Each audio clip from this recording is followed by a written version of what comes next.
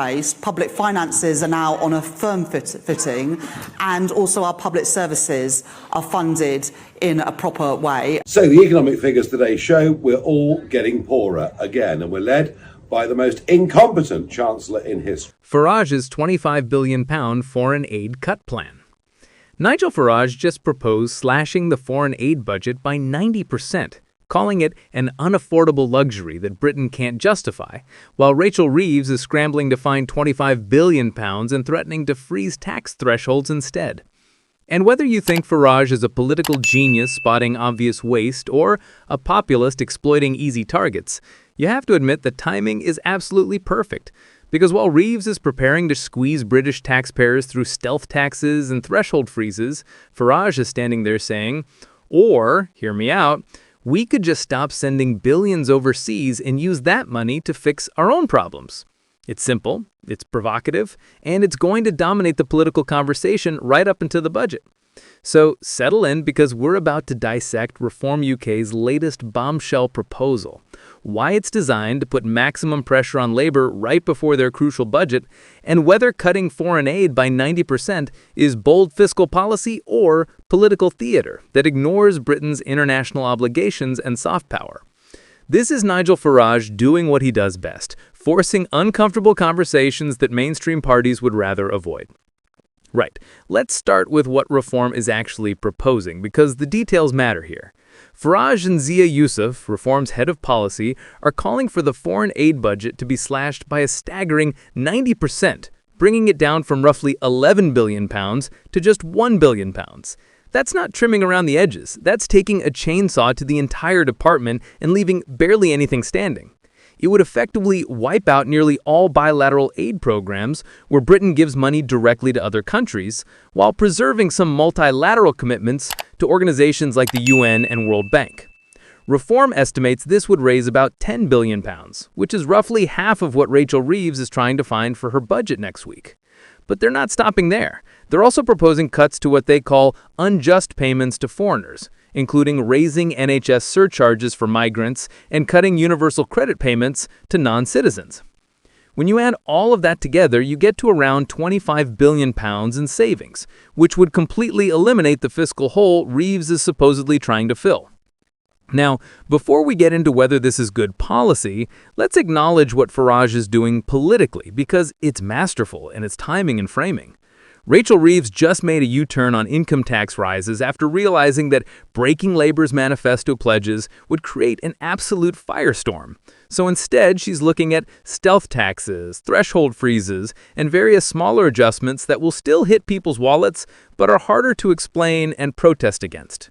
It's the political equivalent of death by 1,000 cuts instead of one big, obvious tax hike. And into this situation walks Farage with a proposal that's incredibly simple to understand. Stop sending money overseas, use it at home instead. It doesn't require understanding fiscal drag or complex tax policy.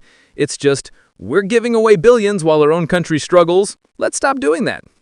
As political messaging goes, it's absolutely devastating, because it taps into a sentiment that a lot of voters already feel, which is that Britain is too generous internationally while neglecting domestic needs. The timing is also perfect because Reeves is backed into a corner. She's got to find the money somewhere. She's ruled out the most obvious tax rises, and now Farage is offering her a politically popular alternative that she almost certainly won't take. Which means when she does raise taxes through threshold freezes and other measures, Reform can say, we gave you an alternative, you chose to tax British people instead of cutting wasteful foreign spending. It's a win-win for Farage regardless of what Reeves does. Now, let's talk about whether this is actually good policy, because that's where things get complicated. The foreign aid budget is one of those issues where public opinion and expert opinion are often miles apart. Ask most voters and they'll tell you we spend too much on foreign aid, often massively overestimating how much it actually is.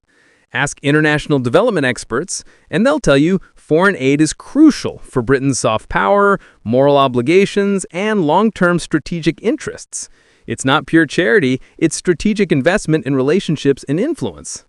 But here's where Farage's argument has force. When you're telling British taxpayers they need to pay more tax because public finances are dire, while simultaneously sending billions overseas, the optics are terrible. It looks like the government prioritizes foreigners over its own citizens, even if the reality is more complex. And in politics, perception often matters more than reality. The proposal to cut bilateral aid programs almost entirely is particularly significant because that's where Britain has the most control and visibility. Bilateral aid is where we directly help specific countries with specific projects, where British flags are visible, where diplomatic relationships are built. Cutting that to almost nothing would dramatically reduce Britain's international development presence and influence. Whether you think that's a reasonable trade-off for fiscal savings depends entirely on how much you value soft power versus immediate fiscal needs. Reform's other proposals, like raising NHS surcharges for migrants and cutting universal credit payments to non-citizens, are similarly designed to be politically popular while being controversial in implementation. The NHS migrant surcharge already exists, they're just proposing to raise it significantly. The argument is that people coming to Britain should pay more toward the services they use. The counter-argument is that this makes Britain less attractive to the skilled migrants we actually need and want.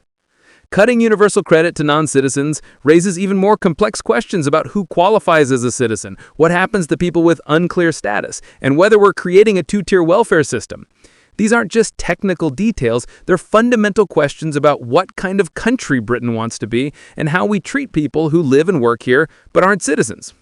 But Reform isn't really interested in the complex policy debates, they're interested in the political impact. And the political impact of this proposal is already massive even before it's officially announced. It's framed the budget debate in favorable terms for Reform, it's put Labour on the defensive, and it's forcing a conversation that Labour would much rather avoid. The description of foreign aid as an unaffordable luxury is particularly pointed because it challenges the entire moral framework that supports development spending. The traditional argument is that rich countries have obligations to help poor countries, that development aid saves lives and builds prosperity, and that Britain should be proud of its commitment to international development. Calling it an unaffordable luxury rejects all of that and says we can't afford moral obligations when we've got problems at home.